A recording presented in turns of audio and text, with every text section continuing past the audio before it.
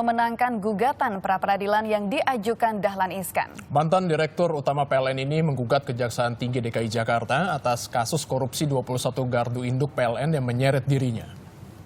Menyatakan penetapan tersangka atas diri pemohon yang dilakukan oleh termohon adalah tidak sah.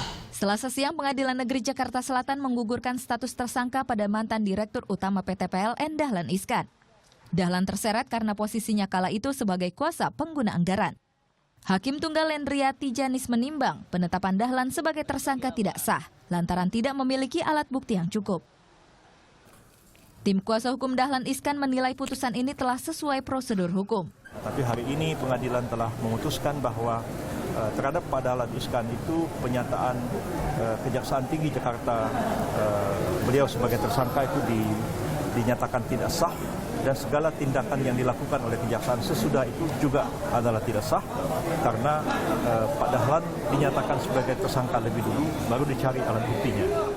Sementara itu, pihak Kejaksaan Tinggi DKI Jakarta akan meneliti lebih lanjut putusan sidang pra-peradilan tersebut. Ya kita teliti dulu lah, kita kan masih lesan ya, kita dulu teliti dulu daripada isi daripada putusan tersebut, kan gitu. Yang jelas Kejaksaan Tinggi dalam hal ini tidak mundur selangkah apapun, ya perlu dicatat dalam hal menegakkan kebenaran khususnya dalam pemberantasan korupsi. Dan Kejaksaan Tinggi akan menuntaskan siapapun yang bertanggung jawab dalam pembangunan gardu induk ini. Dahlan Iskan menggugat putusan Kejaksaan Tinggi DKI Jakarta atas penetapan dirinya sebagai tersangka kasus dugaan korupsi pada 5 Juni 2015. Mantan Dirut PLN ini dianggap terlibat dalam korupsi 21 pembangunan gardu induk di Jawa, Bali, dan Nusa Tenggara Barat periode 2011-2013.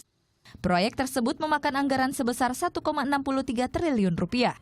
Kerugian negara dalam kasus ini diperkirakan sebesar 33 miliar rupiah. Meski status tersangka yang disematkan pada Dahlan Iskan gugur, pengusutan kasus korupsi gardu induk PLN ini terus berjalan.